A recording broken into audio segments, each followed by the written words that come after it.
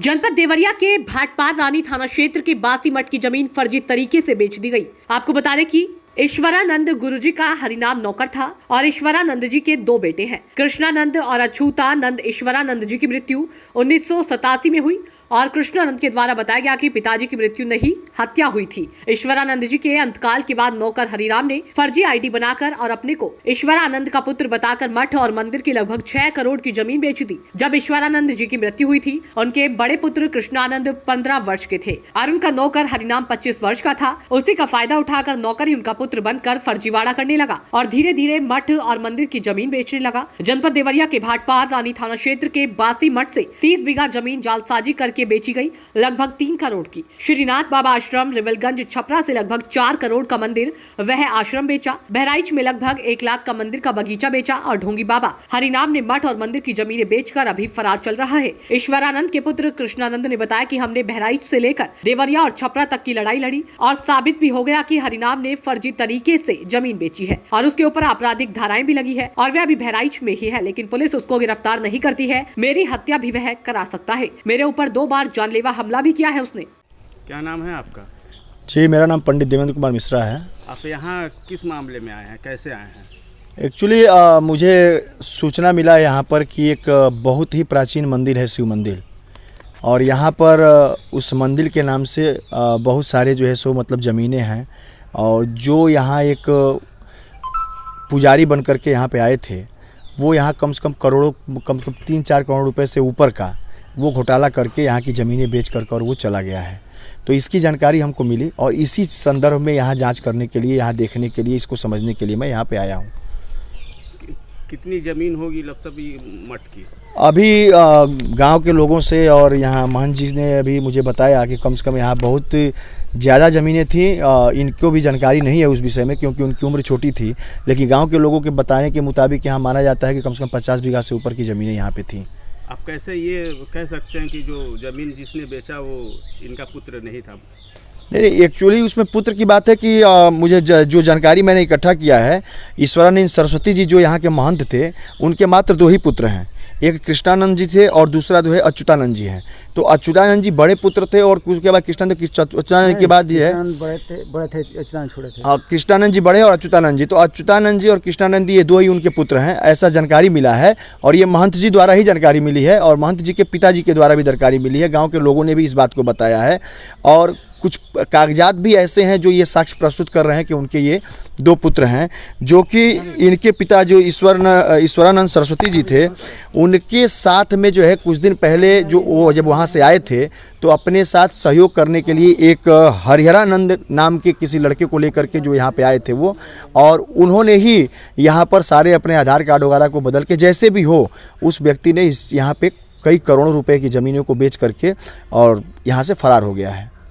यही मूल जगह है। ऐसे तो आपको मैं बता दूं कि ये जो स्थान है, जो जगहें हैं, वो कई जगह हैं। जैसे मान लीजिए पहले तो छपरा में जो है सो एक सिविलगंज सेमरी रिविलगंज करके है सेमरी में, और दूसरा है बहराइच मोकला, और तीसरा है सिवान में बिंदसार, और चौथा आपका यही भाटपार के बगल में एक भिंगारी जगह है जो मार्केट से थोड़े ही दूर पर सटे हुए है। और ये आपका जो है जो स्थान है ये बासी, जो देवरिया जनपद के भाटपार क्षेत्र में पड़ रहा है। तो यह सबसे मूल स्थान यही है और यहीं से उसने सबसे पहला फ्रॉडगिरी किया, जो कि मंदिरों के ज़मीन को लगातार बेचता हुआ और ये अपना काम चालू रखा है। अभी भी इस तरह की संभावनाएं व्यक्त हैं कि ये जो ज़मीन बेचेगा, जबकि मुझे ऐसा भी पता चला कि उसके ऊपर बहुत सारे ऐसे आपराधिकृत मामले चल रहे हैं, लेकिन इस पर अब तक जो है कि ये जो ज़मीन बेचेगा, जबकि मुझे ऐसा भी पता चला कि उसके ऊपर बहुत सारे ऐसे आपराधिकृत मामले चल रहे हैं, लेकिन इस पर अब तक जो है कोई भी पुलिस प्रशासन, वह बहराइच की हो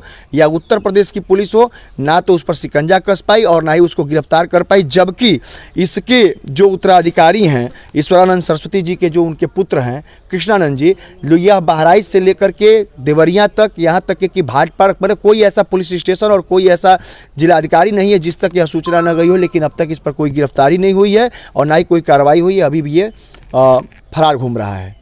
माल को खतरा भी है। करना चाहेंगे? भी सरकार से मांग करना चाहेंगे। भारतीय जनता पार्टी की सरकार निरंतर ये कह रही है कि हम सबका साथ सबका विकास करते हैं और धर्म और रक्षति की बात है कि धर्म की हम रक्षा करते हैं। तो धर्म की रक्षा कहाँ है? हम कह रहे हैं कि यह सारी चीज़ें कोर्ट में मामले चल रहे हैं। यहाँ तक कि भाटपार पुलिस स्टेशन में इसकी सूचना है। देवरिया में पुलिस अधीक्षक श्रीपत मिश्र जी को भी यह जानकारी दे दी गई है। यह तमाम तरह के बड़े बड़े आला अधिकारी जो ऊंचे स्तर के अधिकारी हैं उन तक यह सूचना पहुंची है, उसके बावजूद भी कोई कार्रवाई नहीं हो रही है। इस स्थिति में यह व्यक्ति का जान ऐसे ही खतरा में घूम रहा है, कब इनकी हत्या हो जाए इसका कोई ठिकाना नहीं है। तो सरकार को सबसे पहले ये चाहिए कि कृष्णानंद जी को सबसे पहले सुरक्षा मुहैया करावें ताकि इनके जान को सुरक्षित रखा जा सके और ये अपनी जो है ये सारे ज़मीनों और ये जो भारतीय संस्कृति सनातन संस्कृति को जो इनके पिताजी ने बचा करके रखा है, इन ज़मीनों को सजा करके रखा है। अब इस समय इस क्षेत्र के जो देवरिया जनपद के भाटपार हुआ या भेंगारी बाजार है या फिर जो है सो झारखंड है, यहाँ के जितने भी अपराधीकृत व्यक्ति हैं ये सारे लोग ये सारे इस ज़मीन पर अपने नज़र को गड़ाए बैठे हुए हैं और ज़मीन को अपने कब्जे में लेने का पूर्ण रूपेण प्रयास कर रहे हैं। लेकिन मैं पंडित देवेंद्र कुमार मिश्रा समाज सेवी आप सभी से यह वादा करता हूं कि मैं रहूं या न रहूं इस सनातन संस्कृति को बचाने के लिए निरंतर ये लड़ाई लड़ता रहूंगा और जिस स्तर पर मुझे लड़ना होगा मैं लड़ने के लिए तैयार हूं। लेकिन मैं एक बार माननीय मुख्यमंत्री और प्रधानमंत्री नरेंद्र मोदी जी से मैं निवेदन करना चाहता हूँ कि इस पर अपने संज्ञान में लेकर के इस मामले को तत्काल से तत्काल इस पर कार्रवाई करने की कृपा करें। महंत जी क्या नाम है आपका? प्रेमानंद भारती, कहाँ के हैं महंत आप? बासी मठ, मठ का नाम क्या है? शिव मंदिर बासी मठ, क्या है यहाँ का पूरा? बालखंडी मठ शिव मंदिर बासी। क्या है पूरा मामला यहाँ? यहाँ का मामला है कि एक हरिहरानंद नाम का आदमी जो है इस मठ के ज़मीन को बेच दिए हैं और उनसे जो है मुकदमा चल रही है ज़मीन के बारे में। हरिहरानंद कौन है? और हरियानंद एक बहराइच के हैं और जाट के गोड़ियाँ हैं, हमको ये पता है। जाट के गोड़िया? जाट के गोड़ियाँ। आपके पहले पुजारी कौन थे? हमारे पहले पुजारी देखिए, हमारे पहले जो है ईश्वरानंद जी के अंतकाल के बाद अच्युतानंद जी को महंत बनाया गया। अच्युतानंद जी 2000 में 99 या 2000 में जब छोड़कर चले गए, उसके बाद 2003 में हमारी जो यहाँ कोई व्यवस्थापक नहीं रहा तो हमारी व्यवस्था हमको व्यवस्थापक लोग बनाए, महंत बनाए। तब से मैं इस मठ का देख रेख कर रहा हूँ। किसने बनाया था? पूरे गांव के और जवार के लोग मिल करके, जैसे अच्युतानंद जी को महंत बनाया गया था, जैसे कि ईश्वरानंद गुरु जी को महंत बनाया गया था।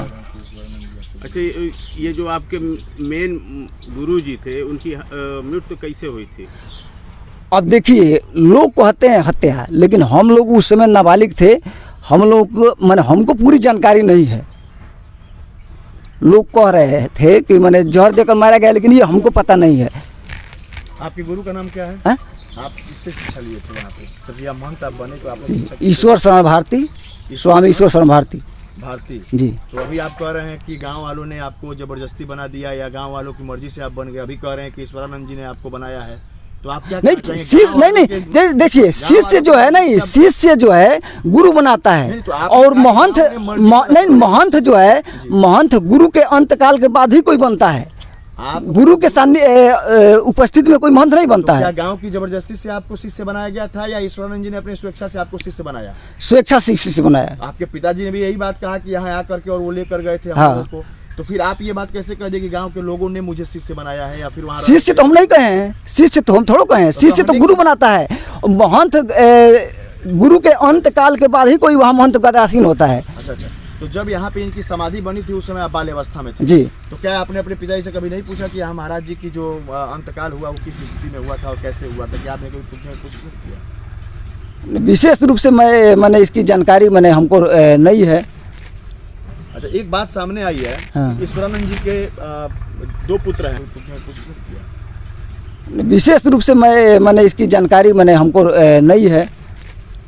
अच्छा, एक बात सामने आई है, ईश्वरानंद जी के 2 पुत्र हैं, जिसमें एक पुत्र कृष्णानंद जी इस विवाद को लेकर के और काफी जो है सो देवरिया जनपद से लेकर के बहराइच तक की लड़ाई को लड़ रहे हैं, तो क्या आप इसमें कृष्णानंद जी का साथ देना चाहेंगे या फिर आपकी लड़ाई कुछ अलग है इससे? नहीं, देखिए, हमारी लड़ाई किसी से अपनी निजी लड़ाई नहीं है। हमारी लड़ाई इस मठ की ज़मीन को बचाना है। तो कि किसी तरह मठ की जमीन बची रहे। जमीन बचाना, ऐसा सुनने में आया है कि कृष्णानंद भारती जी जो यहाँ हैं, गिरी जी। जी जो जिनकी मृत्यु हो गई, ये सारी जमीन और ईश्वरानंद गुरु जी की जो सारी चीजें थी जी वो इनके नाम से है, और अब उसकी लड़ाई उनके पुत्र लड़ रहे हैं। अगर भाई देवे इस स्थिति में वो यहाँ अगर किसी को महंत बनाते हैं तो उस वक्त में आपका क्या होगा? नहीं, इस समय नाम उनके नहीं है, इस समय नाम तो फर्जी रूप से चढ़ गया है हरिहरानंद का, जिस पे हम मुकदमा साबित कर सकते हैं कि फर्जी है वो, जिससे कोई साक्ष्य है आपके पास? कोई साक्ष्य है? हाँ, जो रजिस्ट्री हुआ है, वो सारा रजिस्ट्री जो है बैक डेट में हुआ है। अच्छा, एक चीज बताएंगे आपकी, ये जो जमीन का जो इन्होंने अभी बेचा है, इसका नाम आप अभी लिए हरिहरानंद, तो क्या ये जमीन के बारे में आपको जानकारी है कि जमीन कौन से सन में बेची गई? 16 में। 16 में। क्या उस समय जमीन के ऊपर मुकदमा था? जी। तो क्या आपने इस पर कोई कार्रवाई किया कि आप स्टे होने के बाद भी, मुकदमा होने के बाद भी जमीन कैसे बेच दी गई? हाँ, हमने तो रजिस्ट्री ऑफिस में भी उसका कॉपी दिया था कि इस पे रजिस्ट्री ना हो। नहीं, कॉपी दिया था आपने, इस पर कोई कार्रवाई किया था? हाँ, हमने डीएम साहब को भी दिया था पत्र, और जो है थाने में भी दिया था पत्र। किसको बेचा गया था जमीन ये? और 5-6 लोगों को रजिस्ट्री हुआ है, जिसमें एक तार बाबू हैं। तार बाबू कौन है, कहाँ के रहने वाले हैं? रुस्तम भैयारी के, धर्मेंद्र हैं रुस्तम भैयारी के, अवधेश हैं बांसी के, गीता देवी हैं भेड़ा पकड़ के, उषा देवी हैं माने भाट पर के हैं, उनका असली गांव का नाम को। अच्छा, एक बात बताएंगे, आपकी इस वक्त मौजूदा स्थिति में जी इस बांसी मठ पर लगभग कितनी जमीनें अभी उपलब्ध होंगी? देखिए, कहने को तो लमसम जमीन किसी न किसी रूप में सब बिक गई हैं। ये कैसे कह सकते हैं आप? जैसे हम कह सकते हैं, इसलिए कि जो रजिस्ट्री हुआ है वो रजिस्ट्री हुआ है, और नहीं तो जो रजिस्ट्री नहीं हुआ है वह जमीन शंकर भगवान संरक्षक राम नरेश यादव के नाम से हो गया है। तो वो मान लीजिए अगर खाई दाखिल होता है तो वह जमीन तो का अधिकारी तो राम नरेश यादव होगा। राम नरेश यादव कहाँ के रहने वाले हैं? रुस्तम भैयारी के, वो जो धर्मेंद्र है उसके पिता हैं। क्या नाम है आपका? मैं स्वामी कृष्णानंद, और मेरे पिताजी का नाम था ईश्वरानंद। आप क्या करने आए देवरिया में? मैं पैरवी करवाने आया था।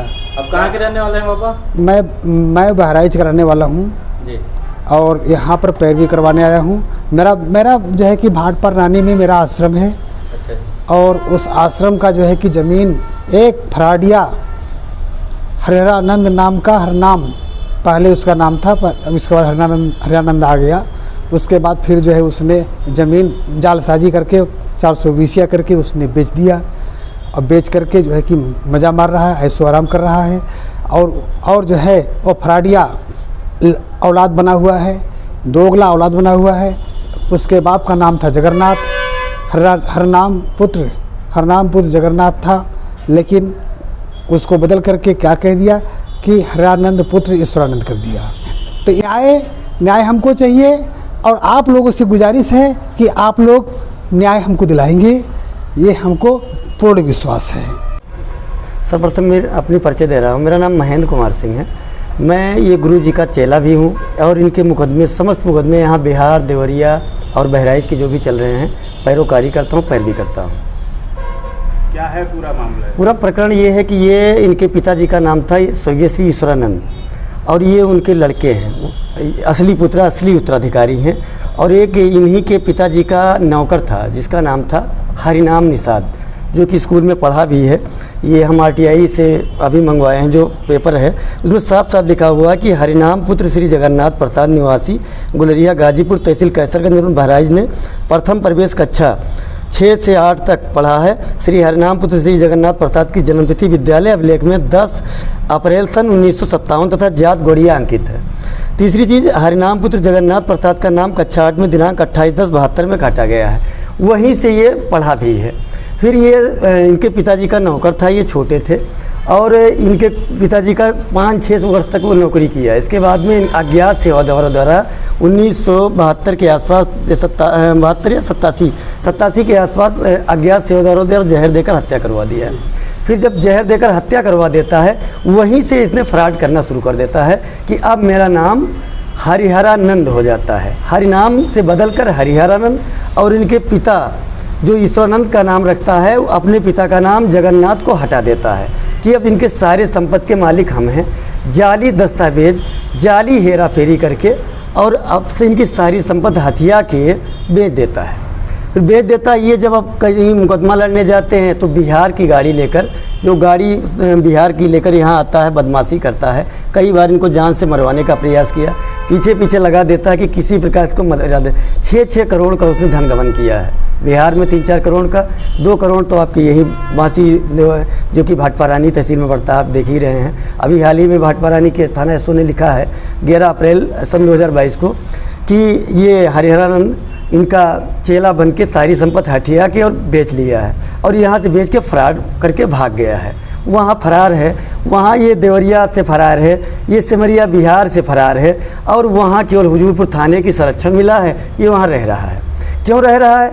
अब 6-6 करोड़ का धन गबन किया है तो स्वाभाविक चीज़ है कि क्यों वहाँ रह रहा है, अभी तो कहना नहीं चाहिए, हर आदमी जान रहा है। तो ये बहुत मुसीबत के मारे हैं। हम ये चाह रहे हैं, आप लोगों से अपेक्षा कर रहे हैं, हर जन से अपेक्षा कर रहे हैं कि इनको न्याय दिलाएं जैसा भी स्वाभाविक हो। आप अपना परिचय बता दीजिए। मेरा नाम महेंद्र कुमार सिंह है। हम हाई कोर्ट में केस की इनके पैरवी कर रहे हैं और इनके ईमानदारी के साथ पैरवी किए हैं, बिना कोई निकर्ष, इनके बिना कोई स्वार्थ के। इन केस के गरीब होने के कारण मैं इनकी केस की पैरवी करता हूँ। भाटपारानी बांसी जो इनका मठ है वहाँ आए हैं और उनके केस की यहाँ पैरवी कर रहे हैं। पूरी पत्रावली निकलवाया है, हर पत्रावली में वो फ्रॉड उसका सीधा सीधा स्पष्ट शब्दों में जलता जा रहा है। हरिहरानंद गिरी जो बना है वहाँ, वो जाल करके यहाँ से फरार होके वहाँ हुजूरपुर थाने में मोकला गांव में छिपा हुआ है। तो बताइएगा। चाचा क्या नाम है आपका? हमारा नाम सुरेंद्र है, किस गांव के निवासी हैं आप? बांसे का। ये जो बगल में खड़े हैं महंत जी, इनको जानते हैं आप? बाबा के लड़के हैं ना। क्या नाम था बाबा का जिनके अच्युतानंद। लड़के हैं? जी, किस बाबा का है? अच्युतानंद नाम था। अच्छा, इन बाबा का नाम क्या है? अब ध्यान तो सत्यनारायण है। कृष्णानंद। भली भांति पहचान रहे हैं आप? इच्छानंद, कृष्णानंद, कृष्णा, हाँ, 2 लड़के थे। आप भली भांति इनको पहचानते हैं? पहचानते हैं, बचपन में हम थे इनके साथ में ठीक ठीक। खेल रहे थे।